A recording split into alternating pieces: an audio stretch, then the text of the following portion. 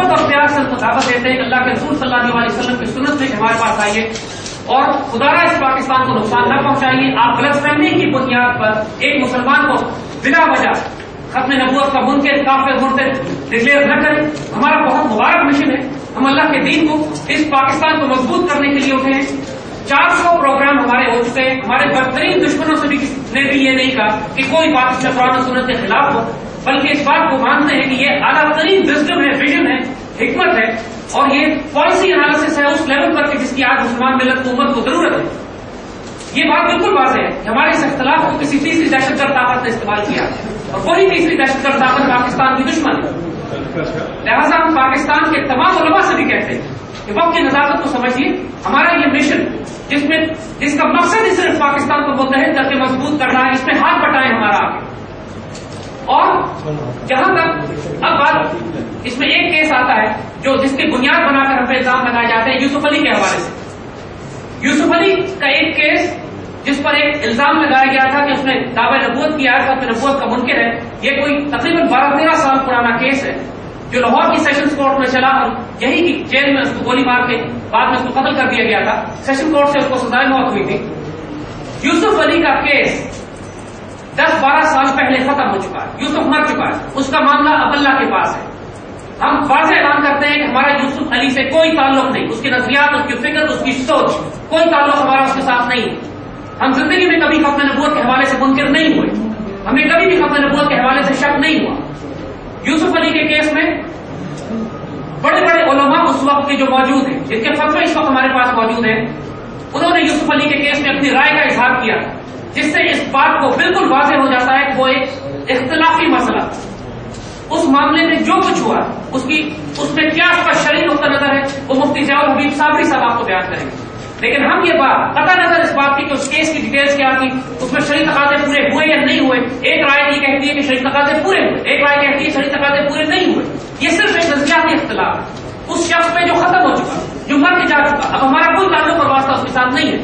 Literally گڑے مردے اکھاڑنے کے بعد اس سارے مشن کو روک کر ہمیں اس کی بنیاد پر کافر اور مرتد قرار دینا، یہ بذات خود ایک بہت بڑا ظلم بن جاتا ہے. یوسف کا دفاع اس کے وکیل نے بھی کیا، کچھ لوگوں نے بھی کیا، پھر ان ساروں کو بھی کافر اور مرتد انسان ہے. یہ آرگومنٹ نہیں ہے، یہ کوئی دلیل نہیں. ہم یہ بات پھر واضح کر رہے ہیں. ہم مکمل برات کا اعلان کرتے ہیں کسی قسم کی ایسی بات سے جس کا تعلق جو ہم سے منسوخ کی جائے یا کسی ایسے شخص سے منسوخ کی جائے جس کے ساتھ ہماری نسبت ہو کہ وہ ختم نبوت کا منکر ہے. ہم کسی لحاظ سے بھی سنت مبارکہ کے علاوہ، حضور صلی اللہ علیہ وسلم کی سنت اور سنت خلفائے راشدین کے علاوہ کسی کو رول ماڈل نہیں سمجھتے.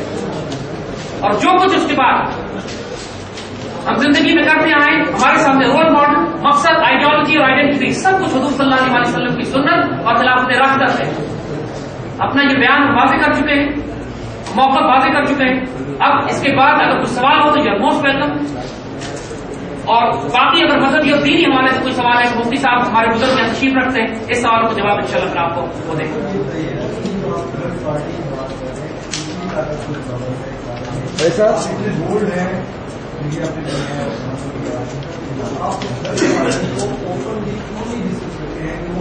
دیکھیے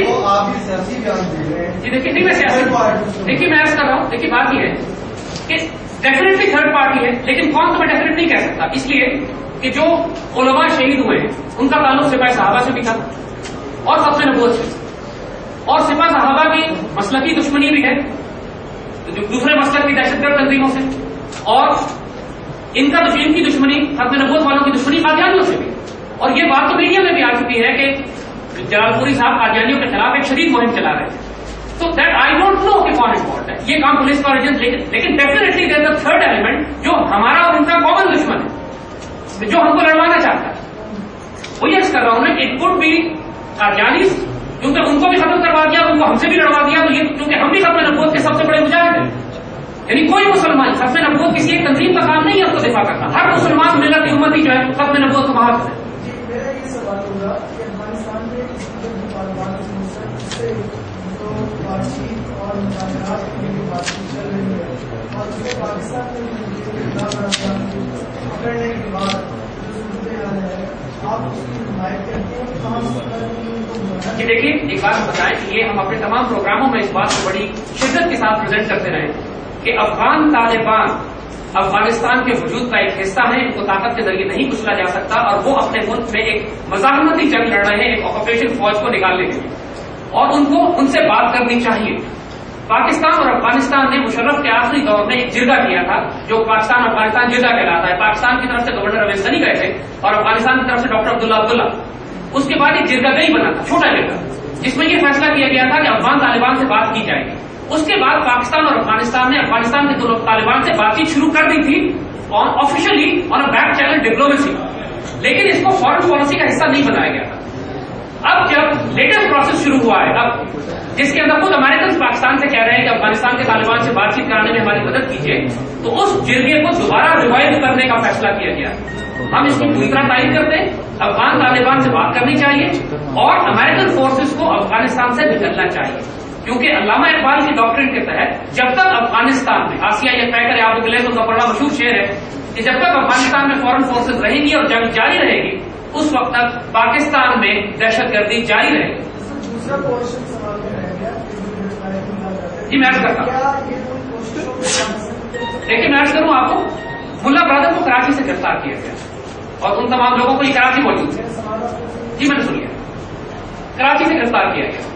اب ظاہر ہے افغان طالبان سے ہم نے یہ تو کہا ہوا ہے کہ ہم آپ کے خلاف جنگ نہیں کریں گے، آپ قتل نہیں کریں گے افغانستان جا کے، مگر یہ تو ہم نے نہیں کہا کہ آپ پورے پاکستان میں گھومتے پھرتے بھی رہیے اور ہمارے لیے مشکلات پیدا کیجیے۔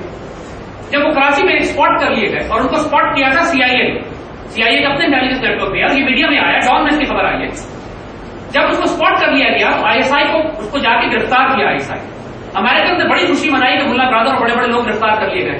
آئی ایس آئی سے کہا گیا کہ ہمارے حوالے کر دیں، آئی ایس آئی نے انکار کر دیا۔ آج بھی ملا برادر وہ تمام افغان طالبان جو پکڑے گئے ہیں پاکستان کے پاس ہیں، پاکستان ان سے بات کر رہا ہے، امریکن کے حوالے نہیں کیا گیا، امریکن بہت ناراض ہے اس کے اوپر۔ تو اس کا یہ بالکل کلیئر ایک سائن ہے کہ پاکستان اب اپنے رول کو ایگزرٹ کر رہا ہے افغانستان میں، جو پچھلے 7-8 سال سے ہم ایک پیسو پلیئر کے طور پر تھے، اب پاکستان ایک ایگریسو ایکٹیو پلیئر کے طور پر، اب انڈیا پاکستان سے بات کر رہا ہے کہ ہمیں تھوڑا سا موقع دے دو افغانستان میں کام کرنے کا۔ امریکن پاکستان سے کہہ رہے ہیں کہ آپ پلیز ہماری صلح کروا دیں، ہمیں نیگوشیٹ کروا کے راستے دیں۔ تو دا پوائنٹ از، اب جو اس وقت پالیسی ہماری ہے، کیونکہ تحریک طالبان کو ہم نے کرش کر دیا، اس کی کم از کم اتنا ہم نے اس کو توڑ دیا ہے کہ اب وہ ایک بڑی دہشت گرد تنظیم کے طور پر اس طرح ہمیں نقصان نہیں پہنچا رہی۔ اب ہم ایگریسو ہو کے افغانستان کی پالیٹکس میں دخل دینے کے قابل ہو گئے، and the policy shift that you see, جی انشاءاللہ بہت بہتر ہوں گے، ریزن بھی بہت بہتر ہوں گے۔ دیکھیے بات یہ ہے کہ افغانستان میں انڈیا انفلوئنس کر رہا ہے، ایران انفلوئنس کر رہا ہے، امریکنس کر رہے ہیں، برٹشز کر رہے ہیں، چائنیز کر رہے ہیں، امریکنس کر رہے ہیں، ہم کیوں نہیں کر رہے؟ ہمارا تو مسائل لگتا ہے، ہمارا تو سب سے بڑا اسٹریٹجک اسٹیٹ ہے وہاں۔ دنیا میں کوئی ملک نہیں جہاں سے اتنی بڑی دہشت گردی پاکستان میں آ رہی ہو، وہاں پر ہم کیوں نہ انٹرسٹ لیں، کیوں ہم یہ فیصلے نہ کریں؟ ہم نے تو آفر کیا پاکستان آرمی نے کہ صاحب افغانی مسلح افواج کو ہم تربیت دیں گے۔ اب جب آپ کسی ملک کے ساتھ اس طرح کے تعاون قائم کرتے ہو، پھر وہ ملک آپ کے لیے دہشت گرد نہیں رہتا، دشمن نہیں رہتا۔